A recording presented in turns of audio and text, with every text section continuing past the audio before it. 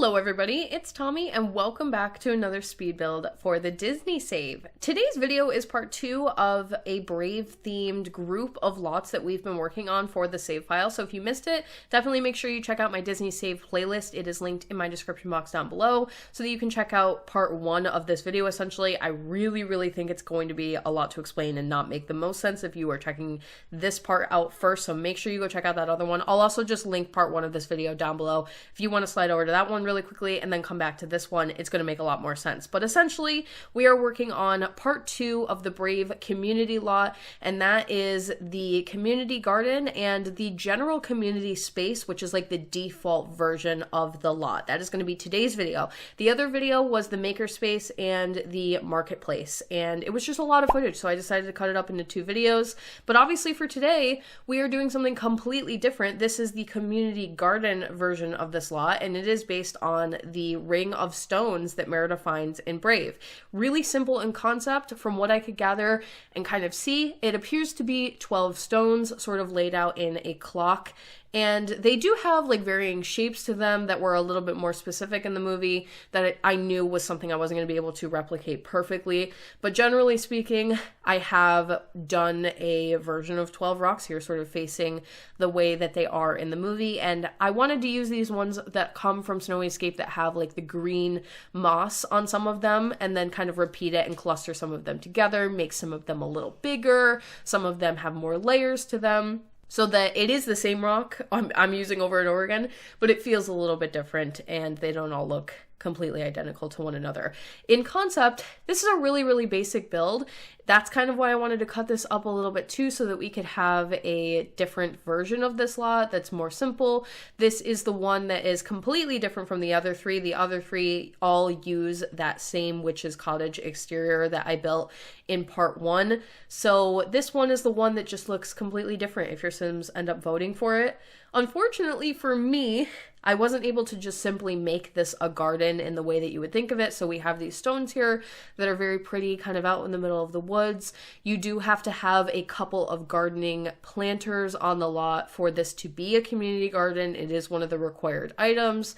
But then something that I kind of forgot and wasn't really excited about is the fact that you also have to have a restroom on the lot. Essentially, it requires a toilet and a sink. And that's really upsetting because obviously I don't want to have that out in my beautiful stone garden here that doesn't get shown in the movie. Like there's nothing like that in Brave. I just wanted this to be very one for one and I wasn't able to do that. So I decided to go ahead and add the bathroom underground, and I think that's probably the only solution. So off in the far left hand corner at some point, I am going to basically make a hole in the ground and sink down some spiraling stairs with the platform system and then add a little bit of a restroom over there. I don't really see another solution, so that is what we had to do for this lot. It's a little bit unfortunate, but other than that, I think it really maintains the original integrity of what Merida stumbles upon in the movie. And I've even hidden a little will-o'-the-wisp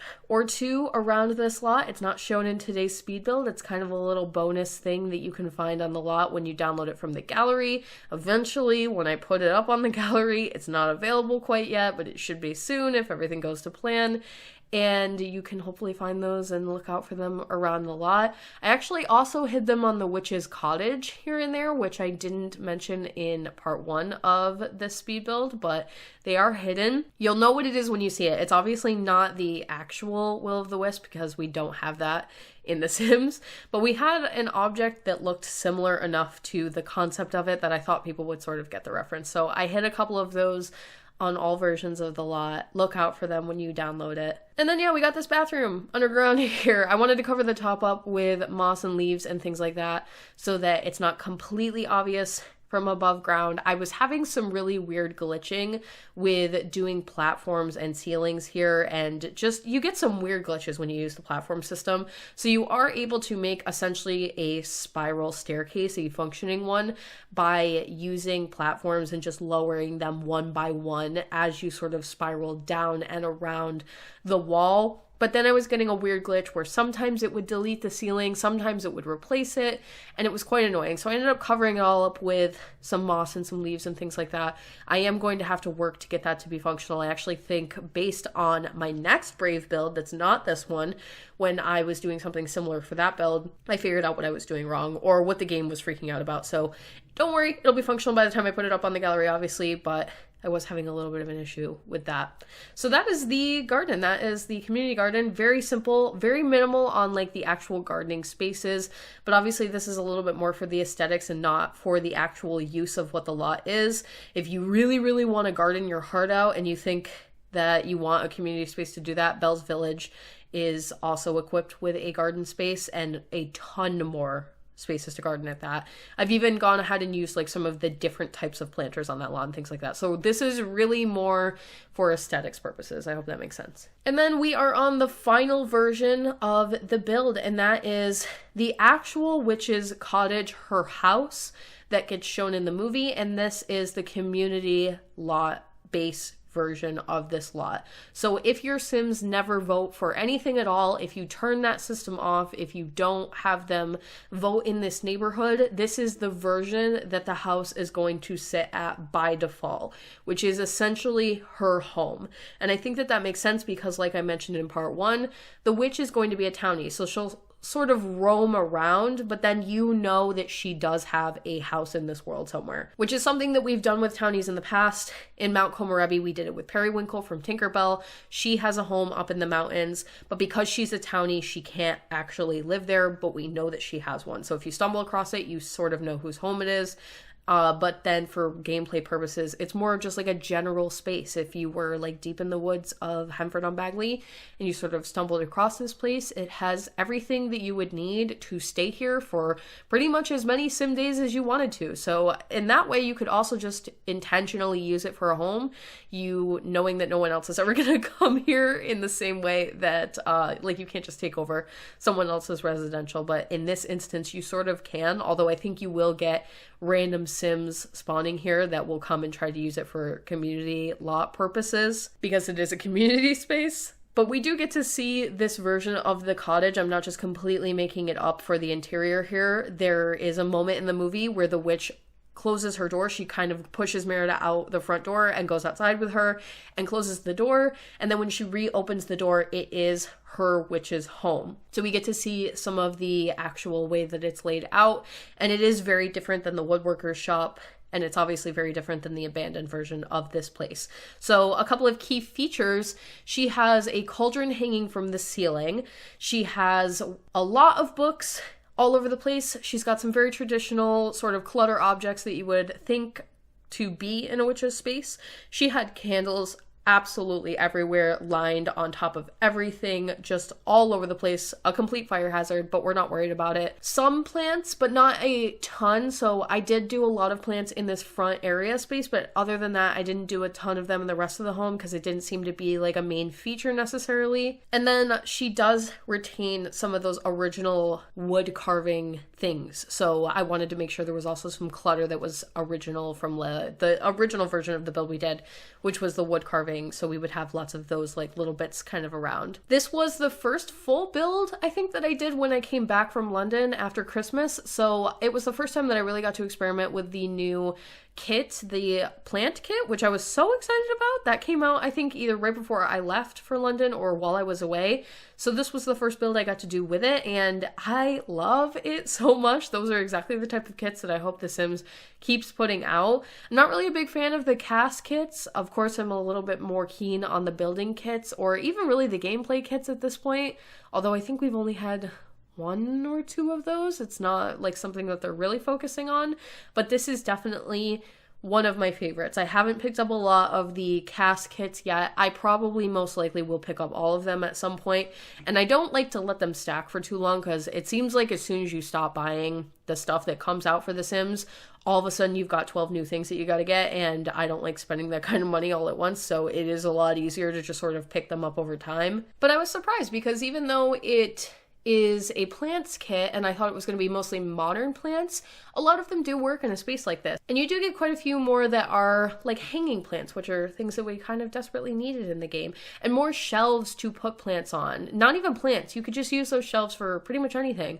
But they're nice because we really just need blank, empty shelves and different things that you can place objects on that don't have any other clutter on them so that they're not themed in any particular way. And you get a couple of those with that kit, so kind of excited about that. Something that was also shown in the movie is that she has this sort of bedroom kind of tucked away right to the left of the area where you first walk in, and it seems like it is a little bit of a platformed bedroom. So I've created something similar here. It's not completely closed in with walls. It seems like it's more of like she doesn't have doors around. It's more everything is an open archway, or she's using bookshelves to create hidden spaces and tucked away bedrooms and things. It's less like closed off and structured.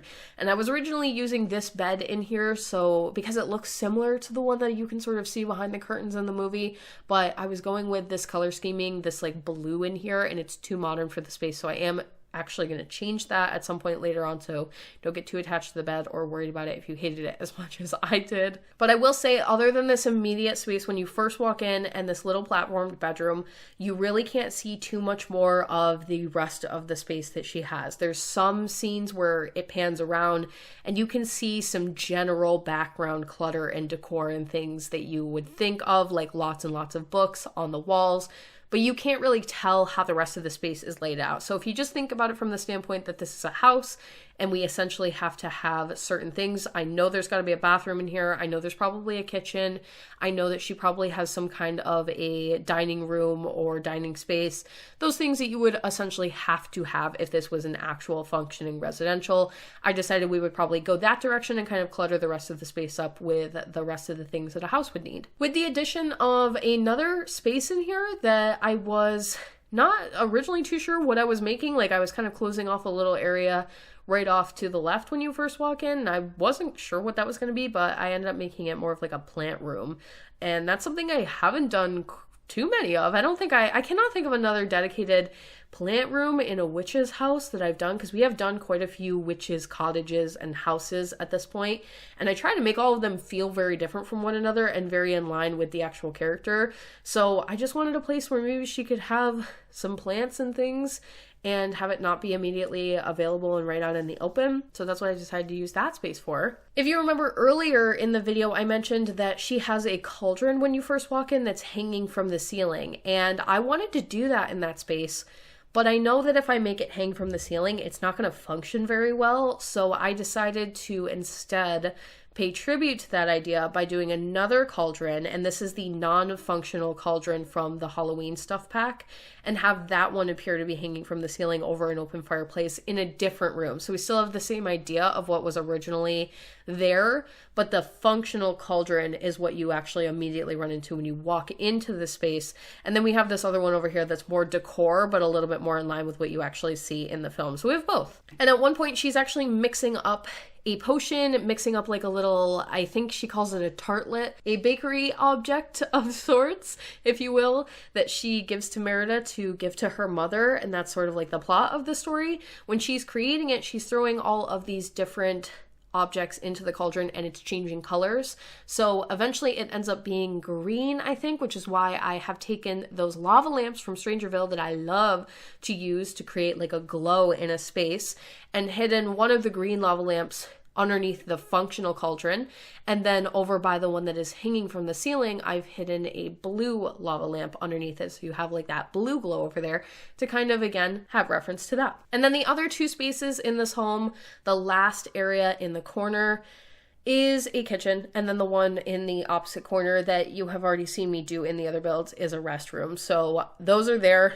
I actually did not include the footage in the video today because it's not anything really special. It's just a functional kitchen space, and it has some candles and things about, not anything too interesting. But I did include the footage of her little plant room that she's got going on. There's no windows in here, so don't tell me how they get light. Maybe they're magical plants. I'm not too worried about it. I thought that it was just something that was kind of cool and different to the character that we could add in here.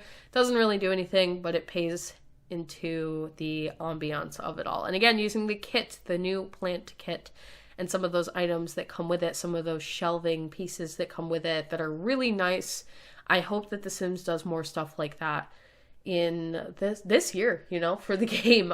If I'm honest, I've been making some like early year predictions for The Sims and what I think is going to come out this year, and I actually think we might be in the last year of The Sims 4. I'm just going to put that out there. I think that might be, bearing anything major in the world that could stop production or timelines, I think this might be the last year of The Sims 4. And if it's not the last year, it's definitely the second to last year.